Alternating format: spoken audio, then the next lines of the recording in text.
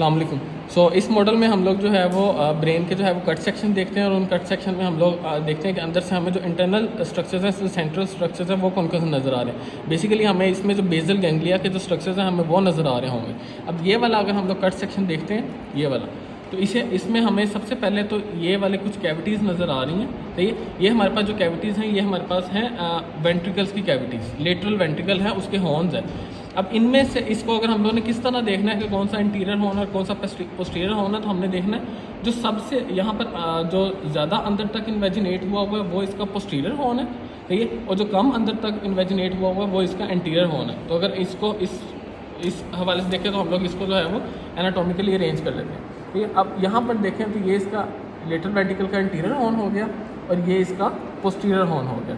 इन horns के दरमियान में यहाँ पर ये वाला जो स्ट्रक्चर है यहाँ पर होता है ये थैलेमस, ठीक है, ये हमारे पास हो गया थैलेमस। और ये इंटीरियर हॉर्न के बिल्कुल साथ यहाँ पर जो ग्रे मैटर होता है उसे हम लोग कहते हैं कोडेट न्यूक्लियस। ठीक है, अगर इंटीरियर हॉर्न के साथ इधर पॉइंट लगता है तो ये हमारे पास कोडेट न्यूक्लियस, और अगर यहाँ पर पॉइंट लगता है तो ये हमारे पास थैलेमस हो गया। ठीक है, उसके बाद अगर हम लोग देखें तो इनके दरमियान में ये इस तरह, ठीक है, एक वाइट मैटर की शीट होती है, ठीक है, जिसे हम लोग कहते हैं इंटरनल कैप्सूल। ये इंटरनल कैप्सूल का इंटीरियर लिम्ब और ये इसका पोस्टीरियर लिम्ब है। ठीक है, इस इंटरनल कैप्सूल के बाद ये वाला जो स्ट्रक्चर है ये वाला, ये है हमारे पास लेंटिफॉर्म न्यूक्लियस।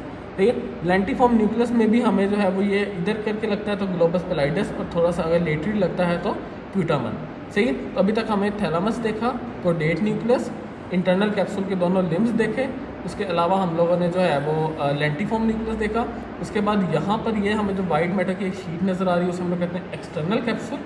ठीक है, उसके बाद क्लोस्ट्रम भी होता है और एक्सट्रीम कैप्सूल भी होता है, लेकिन वो यहाँ पर हमें इतने वाज़िया नज़र नहीं आ रहे। तो अगर यहाँ पर लग जाता है तो एक्सटर्नल कैप्सूल। उसके बाद एट द एंड हम लोग अगर यहाँ पर पॉइंट लग जाता है तो हम लोग इंसुलर कोर्टेक्स पे पहुँच जाते हैं। ठीक है, तो ये वाले वो स्ट्रक्चर्स हैं। इसी तरह अगर ये वाला कट सेक्शंस भी हम लोग ये वाले भी कट सेक्शन हम लोग देखें तो इसमें भी ये वाला जो हॉर्न है ये सिर्फ यहाँ तक है, इसका मतलब ये इसका इंटीरियर हॉर्न है, जबकि ये वाला हॉर्न अंदर तक इन्वेजिनेट किया हुआ है। जो अंदर तक इन्वेजिनेट किया हुआ होता है वो पोस्टीरियर हॉर्न होता है। ठीक है, तो ये इसका इंटीरियर हॉर्न, ये इसका पोस्टीरियर हॉर्न। यहाँ पर दरमियान में थैलेमस होता है जो कि हमें यहाँ पर थर्ड वेंट्रिकल की कैविटी की वजह से यहाँ पर इतना वाजिया नज़र नहीं आ रहा। ठीक है, बाकी अगर हम लोग इसके मीडियल स्ट्रक्चर पर देखें तो यहाँ पर हमें वही कॉर्पस कैलोजम नज़र आ रहा है। ये वेंट्रिकल की कैविटी है जिसमें यहाँ पर सेप्टम पेलुसिडम होता है जो कि हम लोगों ने बाकी मॉडल्स में डिटेल में देखा है। ये वाला इन कट सेक्शन में बेसिकली हम लोगों ने जो है वो सारे बेसल गैंग्लिया के स्ट्रक्चर्स को जो है वो हम लोगों ने ऑब्जर्व करना था। ठीक है, तो ये हमें